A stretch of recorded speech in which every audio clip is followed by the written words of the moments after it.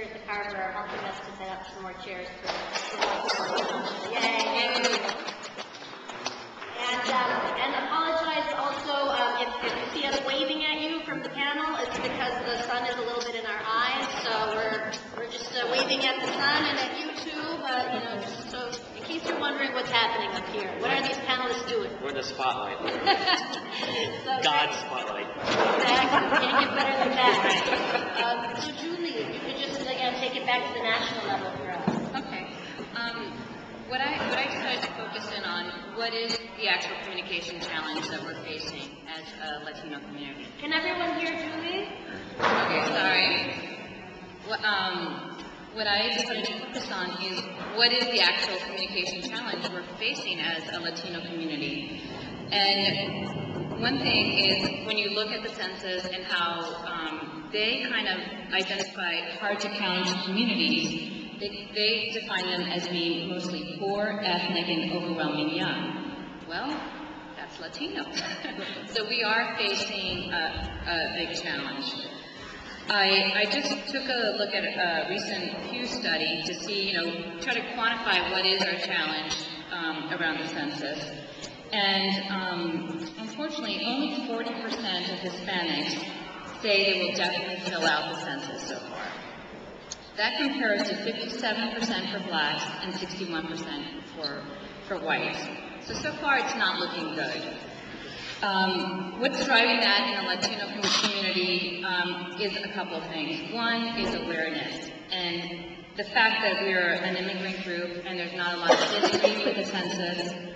What we're seeing is only 33% of Hispanics even know what the census is about. So that's a huge learning curve that we're facing. In addition, there's huge fears driving the community around the census. I saw a quote by, I'm sorry, that's my mom. Very typical. Apologize.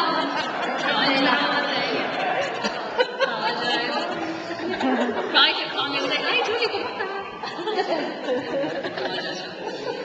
We have a good diversity also of Latinos, Hispanics, Mexicanos, Tejanos up here, so you know, some of us are Texans, some are Mexicans, some are Central American, and Julie is Cubana, so that's yeah, but I bet most of us have Latina moms. Who has like a typical Latina mom who would fall in the middle of the family. So one quote that I saw that I think really kind of summed it up well was from Atoli Agui, and he's an Austin Immigrant Rights Coalition member, and he said, "There's been many raids. People are scared and not inclined to trust the government or to cooperate. Immigrants are asking, why should we be counted for census when they're not going to count us for immigration reform?" So that's what we're dealing with.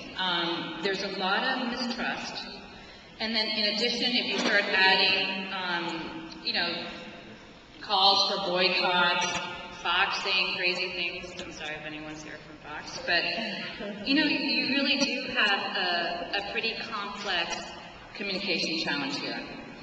The one thing that I find very encouraging is, to the point of a couple of panelists, is that people are stepping up to the plate and using new media and new tools to kind of address that. I think Voto Latino and Malta have really taken an amazing leadership role in doing that. They have a Be Counted representative campaign. I just went on there today, and if you pledge to be counted, you get 25 free songs. So go on there, you get Pitbull. It's wonderful, and so they've got that.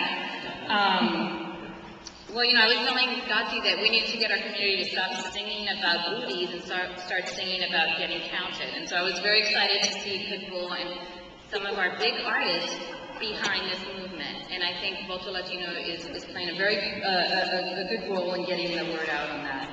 Another thing that they're doing is they're partnering with MTV3, and they're doing a series of PSA campaigns.